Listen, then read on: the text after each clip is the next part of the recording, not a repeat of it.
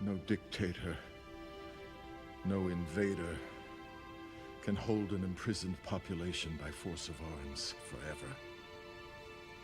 There is no greater power in the universe than the need for freedom. Against that power, governments and tyrants and armies cannot stand. The Centauri learned this lesson once. We will teach it to them again. Though it take 1,000 years, we will be free. Alongside energy embargo for Palestine, an anti-imperialist climate group based in Britain, Shadow has recently released the Pipeline to Genocide report, breaking down the role of British petroleum and the British state in fueling the genocide in Gaza. But why is Israel partnering with organizations like BP? And what do big oil and Zionism have to do with each other? To get to the heart of this issue, we need to understand that land theft is at the core of political Zionism as a settler colonial ideology, and it's at the core of the indigenous Palestinian struggle for freedom and justice. Ecological violence is a core feature of all settler colonial states. Generally, we can understand the settler colonial approach to land through three main attitudes: ownership or domination, extraction, and manipulation. So let's unpack these attitudes as they pertain to Zionist settler colonization specifically. Ownership of and domination over the land is a consistent practice of Zionist policy, as seen through almost a century of systemic theft of Palestinian land. A relationship that's defined by ownership or domination is obviously not a relationship of living in harmony with the land, but an exploitative one, which brings us to the Zionist extractivist attitude towards land. Extractivism means removing large quantities of natural resources for processing. So the extraction of oil for our cars, or the extraction of cobalt for our iPhones. So an extractivist attitude towards land is one that sees nature as something to exploit and profit from, not as something to take care of. For example, policies of water extraction have been central for the Zionist movement. When the World Zionist Organization was proposing its borders in 1919, access to all regional water sources was a primary goal in its mapping. Today, Israel continues to steal Palestinian water while maintaining its grip over regional water resources, such as Jordan's. This extractivist attitude is on display now more than ever. Since it began its genocide in Gaza, Israel granted gas exploration licenses to multiple energy companies off of Gaza's coast. Finally, the attitude of manipulation can best be encapsulated through the infamous Zionist slogan that Israel made the desert bloom. According to this narrative, Jewish settlers arrived in the early 20th century in Palestine to find an empty and unproductive wasteland.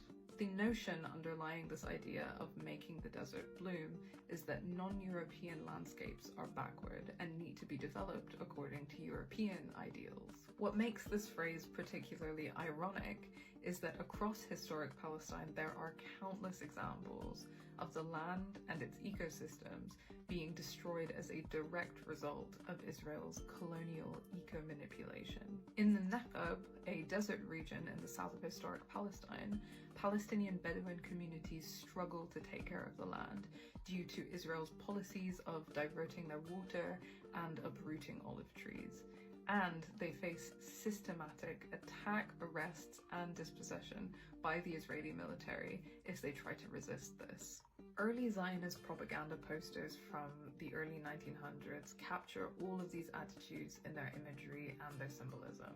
For example, this image of a big, strong, masculine settler lifting a house and promising to build a village on Jewish National Fund land. Or this settler couple surveying vast, empty landscapes ready for them to cultivate.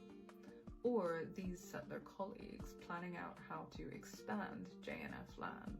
This imagery emphasizes the idea of the Jewish settler as being uniquely capable of cultivating the land to achieve a particular vision according to settler ideals. The repeated imagery of the desert, which is being developed by the Jewish settler, also speaks to the racist portrayal of the native Palestinians as being inept when it comes to caring for and productively cultivating the land. The repeated use of agricultural imagery in these posters also evokes a romantic image of connection to the land that could be used to encourage and propagandize for settlement. According to Patrick Wolf in his analysis of Zionism, agriculture is and always has been a potent symbol of settler colonial identity. This shows us how domination, extraction, and manipulation are not just policies toward the land, they are core values of settler colonial homemaking and identity formation.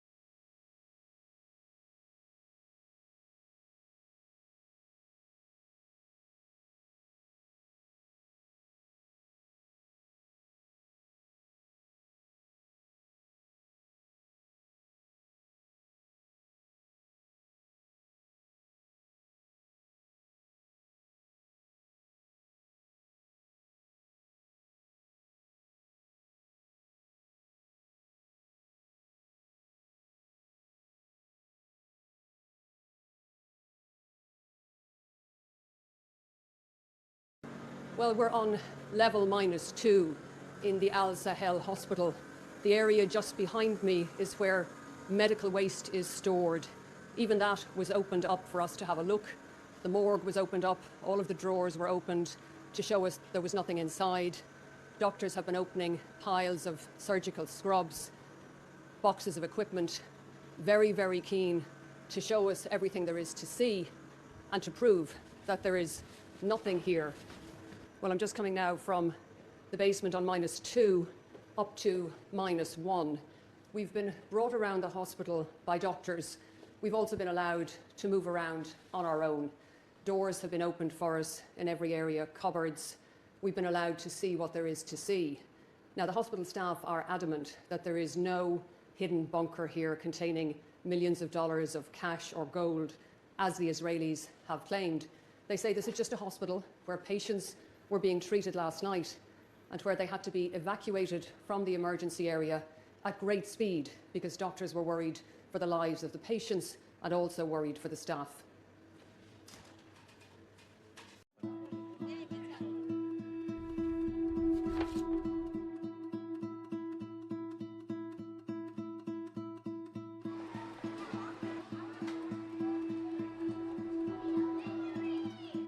I had like a pretty traditional Jewish upbringing. I grew up in LA. I went to Jewish youth group, Jewish camp. I have family in Israel. I lived in Israel in high school on an exchange program. I learned about Israel as this great miracle of Jewish history.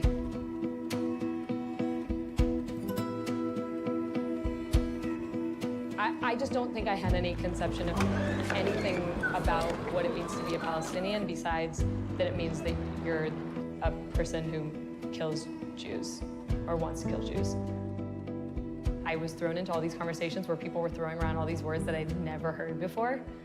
Occupation, settlement, apartheid, ethnic cleansing. I just never heard anyone use any of these terms before.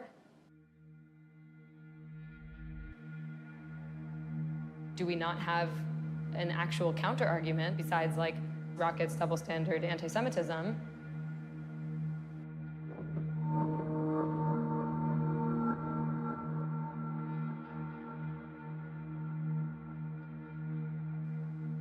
What we've been told is that the only way that Jews can be safe is if Palestinians are not safe.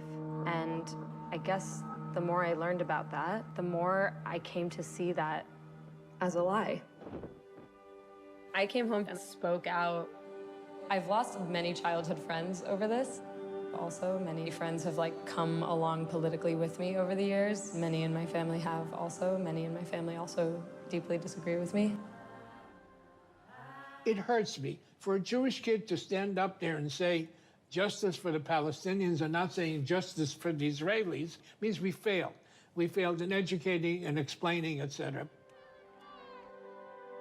Young Jews, they go to the Jewish federations, they go to the reform movement, they go to their day schools and they say, you mobilized me to be a soldier for Israel, but I had been completely misled. I see it hundreds of times over and over again, and those hundreds speak for thousands. They're really, really angry at the way they were educated and the way that they were indoctrinated about these issues. The indoctrination is so severe, it's almost hard to have a conversation about it. It's heartbreaking.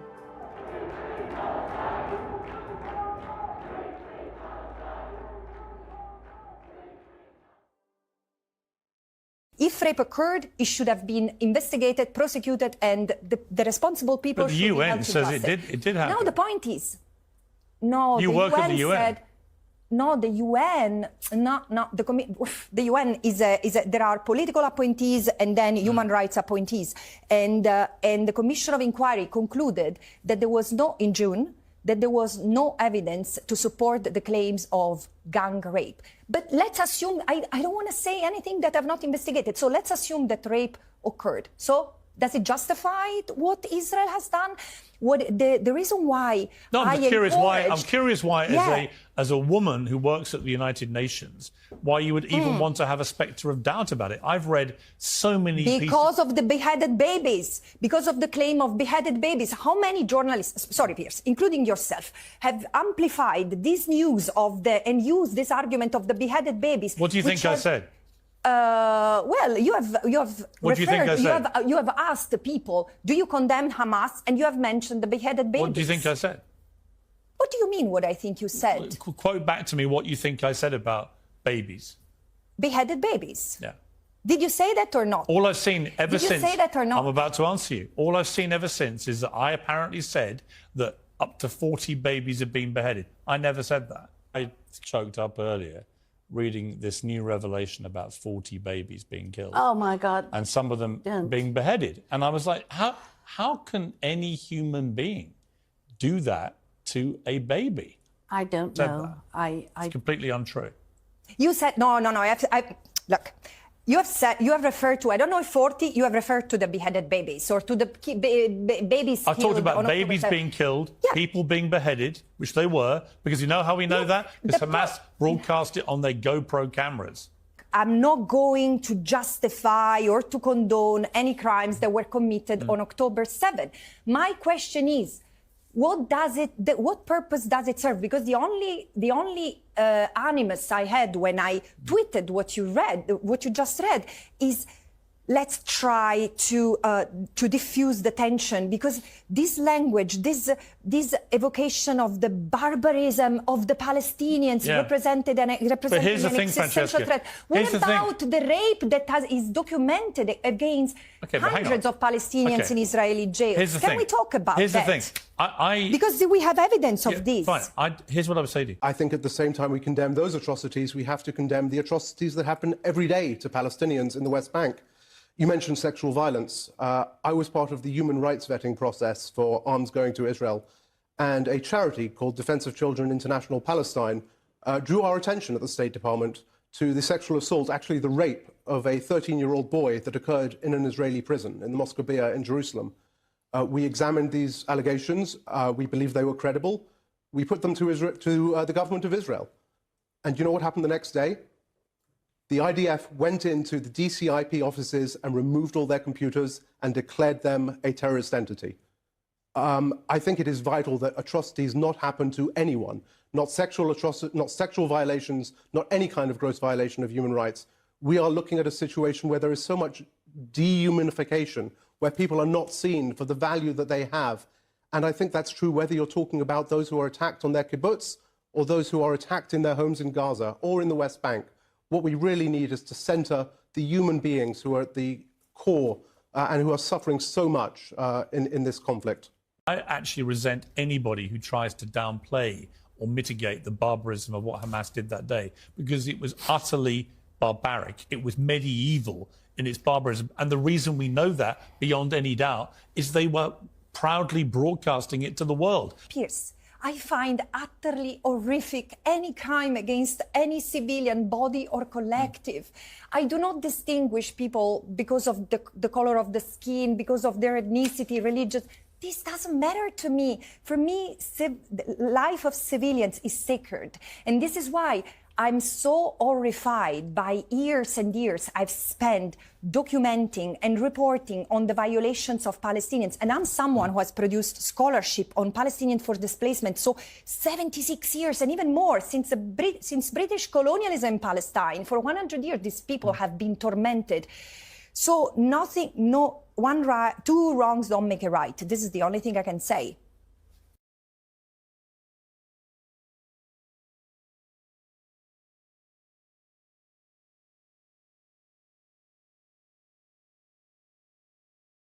In Israel, they are either bigots, fanatics, sometimes murderous ones.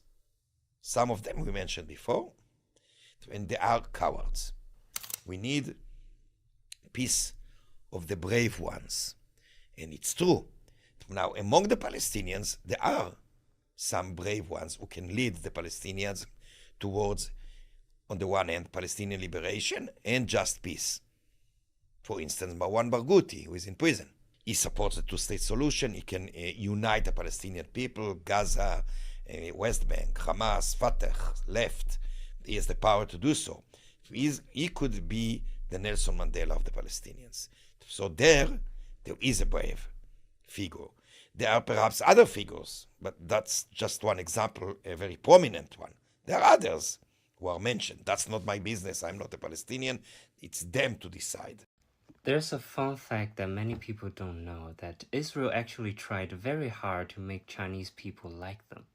They paid many Chinese celebrities to visit Israel, and they come back to China making videos about how wonderful Israel is, how wonderful this country is. Ah, Tel Aviv, ah, Israel, so nice, ah, people are so nice, ah, they preserve their culture so well. Many Chinese people fall into that trap, because most of us are quite ignorant about the Middle East. And until they got a person called Gao Xiaosong visit them. And they got a wrong guy.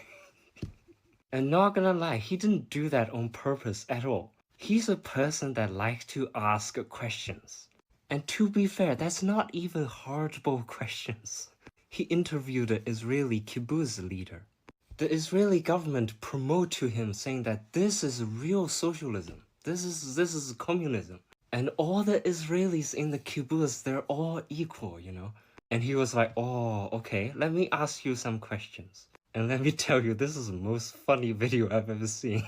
他说：“你看那些城里人，他们必须得工作到7点8点，他们才能回家照顾孩子。你看我们 kibbutz 的人，我们工作到4点钟就下班了，4点钟我们就回家照顾孩子。我一下警觉，我说为什么城里人要工作到7点8点，你们 kibbutz 人就工作到4点啊？那你们不需要努力工作吗？”他说：“我们不需要，你看我们这儿位置这么好，我们这死海边有旅游有这那。”我说那原来你们 kibbutz 不是因为你们的共产主义制度更优越，而是你们占了地理位置更优越。他说对呀，我们 kibbutz 占了很多好地方。然后等等，我一听这可跟我们的共产主义理想，跟保尔柯察金的理想是有区别的。我说那你们如果这个需要更多的劳动，如果你们万一赔钱了等等，说第一我们不会赔钱的。后来我打听了一下，当然政府给很多补贴。说第二，我们有很多泰国工人替我们工作，在那儿，哇，这一下子可就不是共产主义了啊！这一下子变成回到了罗马时代、希腊时代，说广场上有一些民主的人，我们来投票决定，但是还有很多奴隶在周围，这不是共产主义理想吗？结果后来我就问说，那些泰国人加不加入你 kibbutz， 跟不跟你一起同工同酬，也住不住粮食一厅？说那当然不是了。那只有我们 kibbutz 里面人是这样的，他们就我们配他们，我们给他们钱，那这不就是跟罗马希腊一样的了吗？